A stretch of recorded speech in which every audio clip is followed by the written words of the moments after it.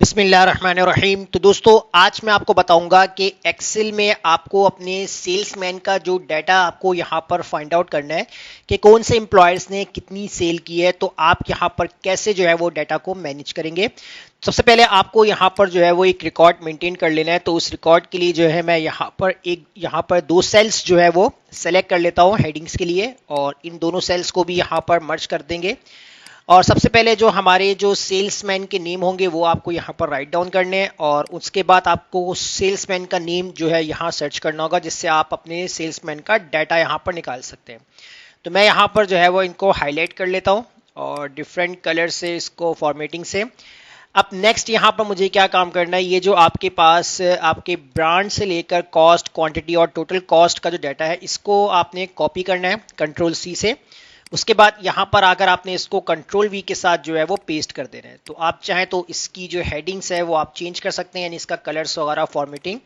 तो यहाँ पर मैं इसको चेंज कर लेता हूँ। अब इसके बाद आपको क्या काम करना है कि यहाँ पर आपको जो है वो अपने सेल्समैन का नेम सर्च करना है। अब देखें आपके पास कुछ ही सेल्समैन होंगे, या तो आपके पास एक लिस्ट होगी जिसमें आप जो है अपने सेल्समैन का जो है वो डाटा सर्च कर रहे होंगे।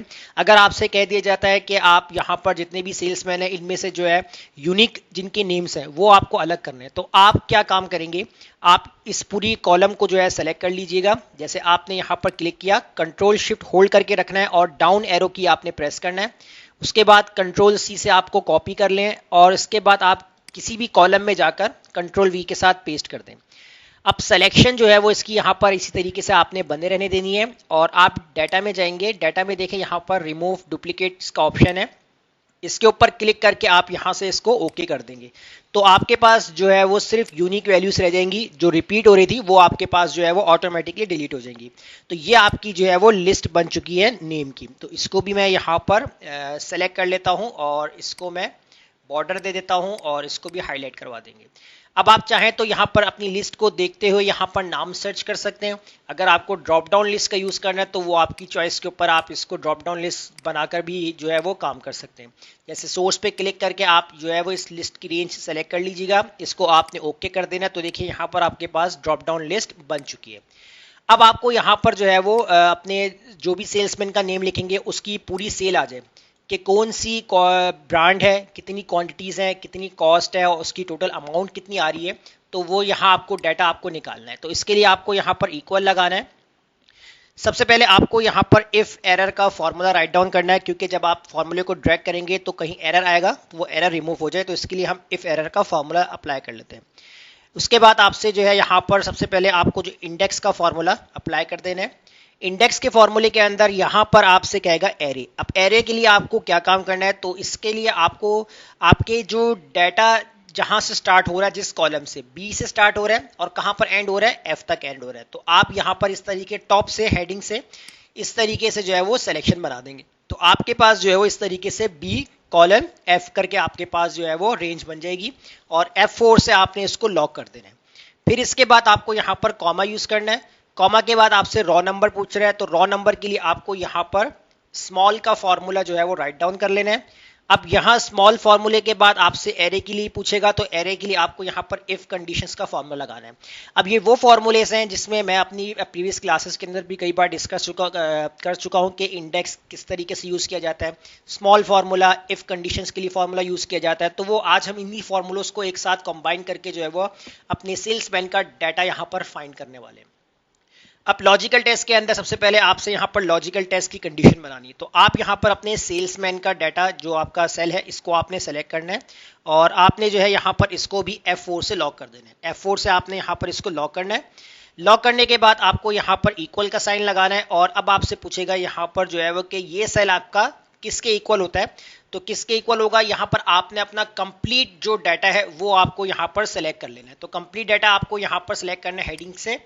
हेडिंग को आपने छोड़ देना है, डाटा को आपने सेलेक्ट करना है, कंट्रोल शिफ्ट होल्ड करके रखें। राइट आपने जो है वो कीबोर्ड से एरो प्रेस करना है, उसके बाद डाउन एरो आपने प्रेस कर देना है। तो इससे कंप्लीट जो है वो आपका टेबल सेलेक्ट हो जाएगा।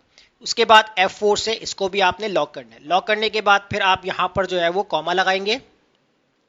कॉमा लगाने के बाद आपसे ट्रू वैल्यू की बात कर रहा है, तो ट्रू वैल्यू की जगह आपको यहाँ पर रॉ का फॉर्मूला यूज करना है। रेफरेंस के लिए आपको क्या काम करना है, यहाँ पर आपको यहाँ पर ब्रांड नेम निकालना है। तो रेफरेंस के लिए आपको ब्रांड नेम वाला पूरा कॉलम सेलेक्ट करना है। तो यहाँ पर आपको जो है वो ब्रांड वाले सेल के ऊपर आपने क्लिक किया और कंप्लीट जो है वो आपको यहाँ पर सिलेक्शन बनाने के लिए कंट्रोल शिफ्ट डाउन एरो की आपने प्रेस कर दी है। तो पूरी कॉलम जो है यानी पूरी रेंज आपकी जो है वो सेलेक्ट हो जाएगी। इसको भी आप F4 से लॉक कर दें। अब इसके बाद जो है यहाँ पर आपने क्या करना है, ब्रैकेट क्लोज करना है, कॉमा लगाना है। अब आपसे पूछेगा यहाँ पर फॉल्स के लिए, तो फॉल्स के लिए आपको यहाँ पर ब्लैंक छोड़ना है। तो double quotation open, double quotation close, bracket close, comma. अब स्मॉल वैल्यू के जी आपसे यहाँ पर वैल्यू पूछ रहा है, तो ये हमने स्मॉल वैल्यू की जगह हमने जो एरे के लिए हमें कंडीशन पूछ रहा था उसके लिए हमने यहाँ पर इफ कंडीशंस लगा दी। अब के यानी वैल्यूज की बात कर रहा है, तो वैल्यूज के लिए भी आपको दोबारा से रॉ का फॉर्मूला यूज कर लेना है। नेक्स्ट फिर आपको यहां पर जो रेफरेंस देना है, अब रेफरेंस के लिए आपको ये चीज याद रखनी है, आपने फर्स्ट रॉ सेलेक्ट करनी है। फर्स्ट रॉ में से जहां से आपका जो है वो डाटा आपका जो है सेलेक्ट हो रहा होगा, आपने उसी को यहां पर सेलेक्ट करना है। जैसे आपके पास बी से शुरू हो रहा है तो आपने जो है इसकी फर्स्ट रॉ को सेलेक्ट कर लेना है। सी से शुरू होगा तो सी कर लीजिएगा, डी से शुरू होगा तो डी सेलेक्ट कर लीजिएगा। उसके बाद आपको यहां पर ब्रैकेट आपने जो है यहां पर क्लोज कर देना है। अब यहां पर आपने एक और ब्रैकेट क्लोज करना है। उसके बाद आपको यहां पर जो है वो कॉमा लगाना है। आप कॉलम नंबर पूछ रहा है, तो कॉलम नंबर जो है वो आपके पास जो ब्रांड का है वो कौन सा है, वो आपका सेकंड है, तो आपने यहां पर 2 प्रेस कर देना है। उसके बाद आपको यहां पर ब्रैकेट क्लोज करना है, कॉमा लगा देना है। अब आपके पास जो इफ एरर का तो जो कंडीशंस थी वो आपने यहां पर double quotation open, double quotation close करके ब्रैकेट क्लोज कर देना है। तो ये एक आपको फॉर्मूला अप्लाई करना है और इस फॉर्मूले से जो है वो आपका काम हो जाएगा।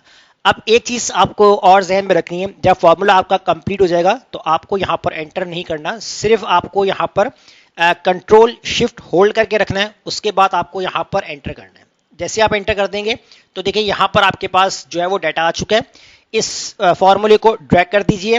अब देखिए यहां पर डाटा रिपीट हो रहा है, तो मैं यहां पर क्या कर लेता हूं, जहां पर हमने कॉलम 2 लिखा है तो अब यहां पर 2 की जगह मैं कर दूंगा 3, कंट्रोल शिफ्ट एंटर। और यहां पर आते हैं, इसके ऊपर हम यहां पर कॉलम 3 की जगह हम यहां पर 4 कर देंगे, कंट्रोल शिफ्ट एंटर कर देते हैं,